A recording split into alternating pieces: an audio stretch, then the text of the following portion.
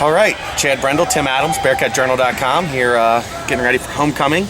Practice ongoing in the background. You might hear the stylings of practice in the background, but we're going to try to avoid drums and carts driving by and anything that overly distracts from our voices today. It's only taken us 6 weeks to figure it out. So. It's a work in progress, the Bearcat Journal preview. This week we are going to take a look at the homecoming game with UConn on Saturday. The game is at noon, and UConn struggling. It seems to be a common theme this year. Bearcats at home feel confident. Bearcats on the road, not as confident. Luckily this time we're in Nippert Stadium. And last week they played pretty well against Temple. You know, Temple, I think, is a young team, but they were pretty good against Louisville the week before. The Temple defense gave up 30 points. That quarterback's going to be good. He is. P.J. Walker's going to be a good quarterback for them, and there's actually several good quarterbacks in this league. I think Tim Boyle, the quarterback for Connecticut, is going to be a good player. He's a kid that was originally committed to Boston College for probably 7 months, and then you had Steve Andruzio, I think is his name, from Temple, went to Boston College. Then you know how that works with the recruiting. They started recruiting some of their guys. So he ends up leaving, going to Connecticut, but he also had a Florida offer at one point. He's a big kid. He's got a pretty good arm. He can move the ball a little bit with his feet. He can move well with his feet. He had bad numbers the other day. I think it was 15 for 43, but he had some drops, and it was his first start. Right. But the problem is going to be now it's going to be the first start on the road. And this should be, from what we're hearing, upwards of 30,000 again for homecoming, so it should be a pretty loud crowd, even with the noon start, to kind of get in his head a little bit. This will be my second of 3 homecomings in 4 weeks. I was at OU last weekend, here this weekend. In 2 weeks, I'll be at Georgia Tech's homecoming. So yeah, so I'm going to be homecoming now. You went to Georgia Tech too? Yeah, I'm going to Georgia Tech to see Pitt and Georgia Tech. But I'm sorry. Homecoming. You gotta watch Pitt.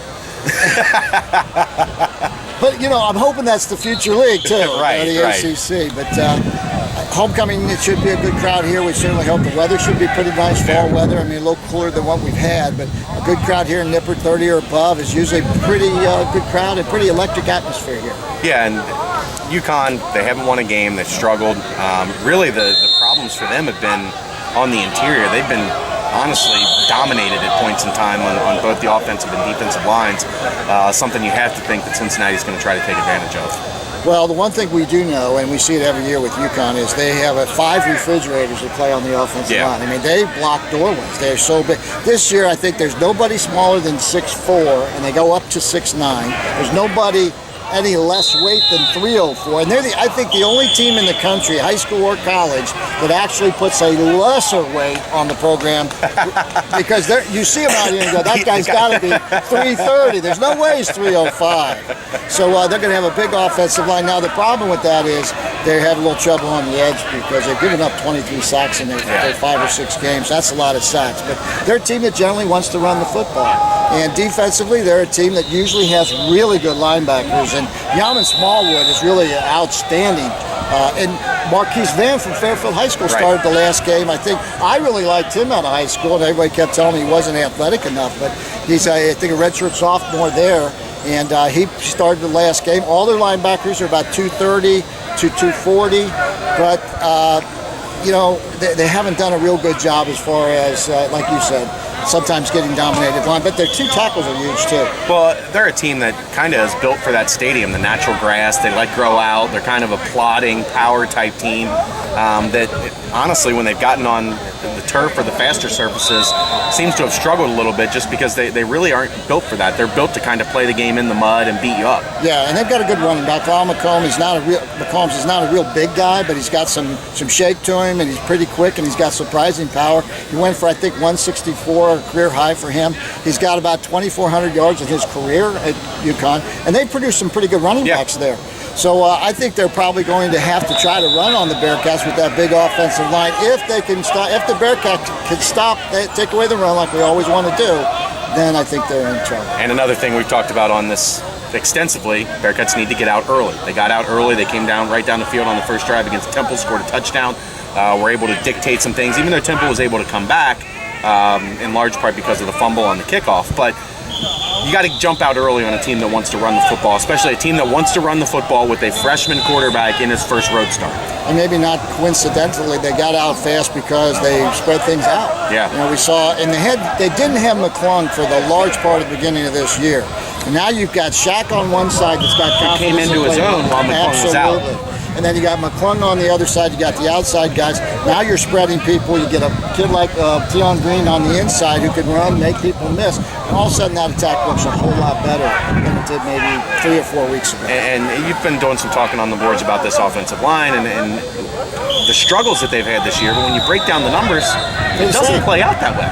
And I think that's one of the keys is we're kind of picking on them a little bit. And they've had to go through some transition. They've got the 8 or 9 man rotation that they had to adjust to. They've had a lot of, this team has been, if they didn't have bad luck, they'd have no luck at all. Yeah. I mean, the injuries have been amazing. And some, I mean, I can't say who, but there were 2 out here today, and they were just mundane things caused the guy to have to go off on the cart. I mean, it wasn't any contact or tackling or anything like that.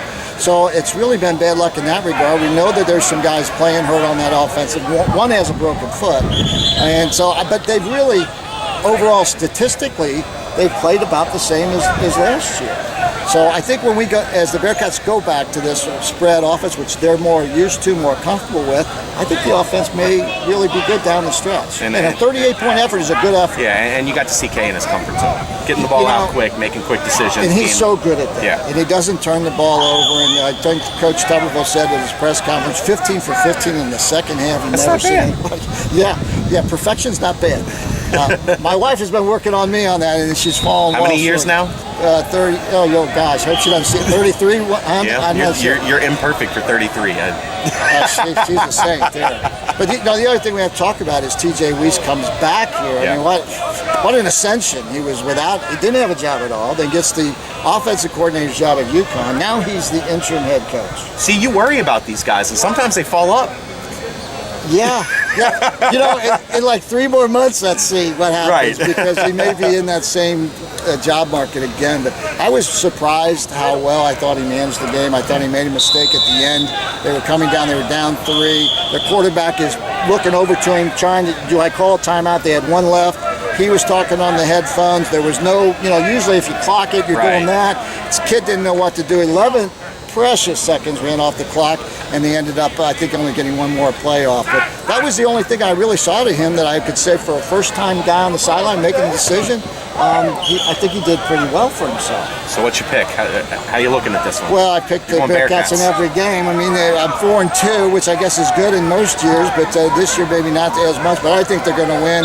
I'm done with the big 14 points, maybe 2 touchdowns at the most. And as long as the Bearcats win, I think everybody's happy. And I'm happy because pandemonium doesn't hit the message boards, and I like harmony at Bearcat Journal. Harmony's good.